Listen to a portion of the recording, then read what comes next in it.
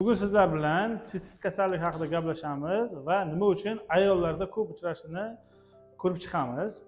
Sistit kasalligi sababchilari asosiy 4 ta sababchilari bor. Birinchisi bakteriyalar, ikkinchisi zamburug'lar, uchinchisi viruslar, to'rtinchisi esa noto'g'ri jinsiy aloqa qilish yoki gigiyenaga rioya qilmaslik. Bakteriyalardan eng ko'p chaqiradiganlari, ya'ni 70-90% gacha kasallik chaqiradigani bu Escherichia coli bakteriyasi, ya'ni ichak tayoqchalari, ya'ni axlatda bo'ladigan infeksiyalar. Keyingisi esa stafilokok va klebsiella antibiotikga chidamli bo'lgan bakteriyalar ko'p sistit kasalligini chaqiradi. Keyingisi esa zamburug'li kasalliklar, ba'zi holatlarda zamburug'lar ham sistit kasalligini keltirib chiqaradi.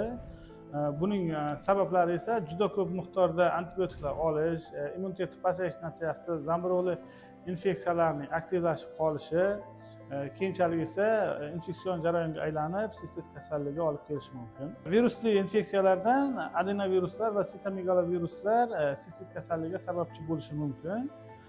To'rtinchi sababi esa bu gigiyenaga rioya qilmaslik va noto'g'ri jinsiy aloqa qilish.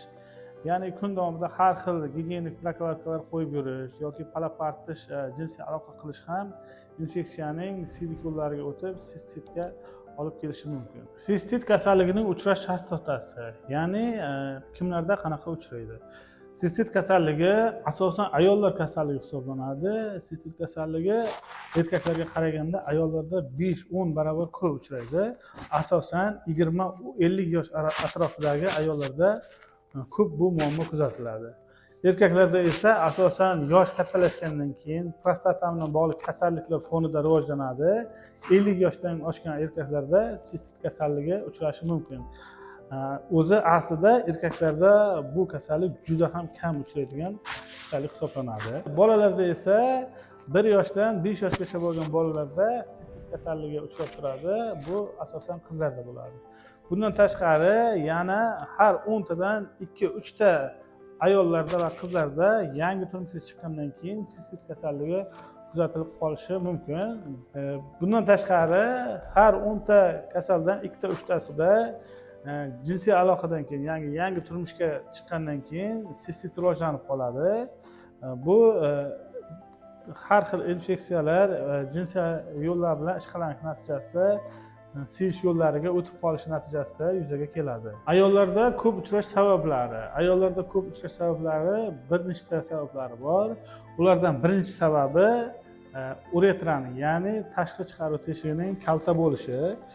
Bu ko'rsatkich birinchi sababi ayollarda 3-4 sm bo'ladigan bo'lsa, erkaklarda bu ko'rsatkich esa 15-20 sm bo'ladi. Ya'ni ayollarda jinsiy infeksiyalarning o'tishi erkaklarga qaraganda osonroq. Qisqa bo'lgani sababli quviqqa infeksiya tez o'tib ketadi. Ikkinchi sababi esa anatomik jihatdan ayollarda orqa chiqaruv teshigi va tashqi siydik chiqaruv teshigining juda ham yaqin joylashishi. Bu ham infeksiyaning, ya'ni ichak infeksiyalarining quviqqa siydik yo'liga o'tishiga sababchi bo'ladi. Ya'ni mana bu qismda orqa chiqaruv teshigi joylashgan bo'lsa, tashqi chiqaruv teshigi bir-biriga yaqin. Bu esa infeksiyaning doimiy bu yoqqa o'tishiga, gigiyenaga rioya qilmas natijasida o'tishiga sababli bo'lishi mumkin. Keyingi uchinchi sabab esa gormonal o'zgarishlar. Gormonal o'zgarishlar, ya'ni menstruatsiya, homiladorlik, klimaks paytlarida gormonal o'zgarishlar natijasida estrogenlar darajasi o'zgaradi. Bu esa siydik yo'llarida himoya funksiyasini pasaytirib, infeksiyaning o'tishini osonlashtiradi. Keyingi to'rtinchi sababi esa noto'g'ri tahorat olish. Ya'ni tahoratni oldidan orqaga emas, orqadan oldinga olib qo'yish. Bu noto'g'ri hisoblanadi. Chunki orqa tarafda tahorat qilib, keyin oldi tarafda tahorat olganda orqadagi ko'rinmas infeksiyani qo'l orqali siydik yo'liga o'tkazib qo'yishi mumkin. Bu holat juda ko'p kuzatiladi. Juda ko'p ayollarimiz ushbu holatni takrorlab qo'yish natijasida surunkali sistitga sababchi bo'lishi mumkin. Bu 4 ta sababdan tashqari gigiyenaga rioya qilmaslik dedik. 4-inchisini, bundan tashqari gipermobil uretra degan narsa ham bor. Ya'ni uretra kanalining harakatchanligi yoki noto'g'ri joylashishi ham deyiladi. umumiy tashqi chiqaruv teshigi bo'ladigan bo'lsa, bu qismda bizada tashqi sidik chiqaruv teshigi joylashgan bo'ladi. Bu juda ham harakatchan bo'lganda yoki noto'g'ri pastroq qismda joylashganda jinsiy aloqa paytida buning ichkariga qaytib kirish holatlari uchraydi. Natijada esa qindagi infeksiyalarning doimiy siydik yo'liga, qo'lqqa tushib turishiga sababchi bo'ladi. Oqibatda esa surunkali sistit, tuzalmaydigan sistit kasalligi yuzaga keladi. Bu gipermobil uretraning sabablari nima degan savol tug'ilishi mumkin. Buning sabablari tug'ma bo'lishi mumkin. Tug'ma o'zi kanalda pastroqda joylashishi yoki tug'ruqdan keyingi jarayonlar, qanaqadir operatsiyalar natijasida buni noto'g'ri joylashib qolishi mumkin yoki harakatchanligi oshib qolishi mumkin. Natijada esa surunkali sistitga olib keladi. Buning o'ziga xos tekshiruv usullari bor. Tekshiruvlar natijasida aniqlanadi. Natijasi o'shanga qarab baholanadi. Sistitni davosi analizlar natijasiga qarab baholanadi. Birinchi navbatda siydik analizni topshirish kerak bo'ladi. Siydik analizlaridan keyin esa qovuqni uzi qilish kerak. Chunki infeksiyalanish natijasida qovuq devorlarida shishlar kuzatilishi mumkin. Qovuq devorining qalinligini baholab, infeksiya bor yo'qligiga xulosa qilsa bo'ladi. Davolash tartibi esa chiqadigan infeksiya turiga qarab siydik analizda ko'rinadi bu. Davolash taktikasi esa siydikdan chiqadigan infeksiyaga qarab baholanadi. Agar bakteriya chiqadigan bo'lsa, antibakterial terapiya qilinadi, ya'ni antibiotiklar bilan davolaniladi. Zamburol infeksiya chiqadigan bo'lsa, zamburolga ta'sir qiladigan dori moddalari qo'shiladi. Bundan tashqari yana uroseptiklar qilsa bo'ladi, ya'ni siydik yo'llarni yuvadigan, spazmlarni kamaytiradigan va tozalaydigan tabiiy o'tlardan tayyorlangan dori vositalari ishlatiladi. Yana qo'shimcha ravishda og'riqni kamaytirish uchun yallig'lanishga qarshi preparatlar qo'llanish mumkin, foydalanish mumkin.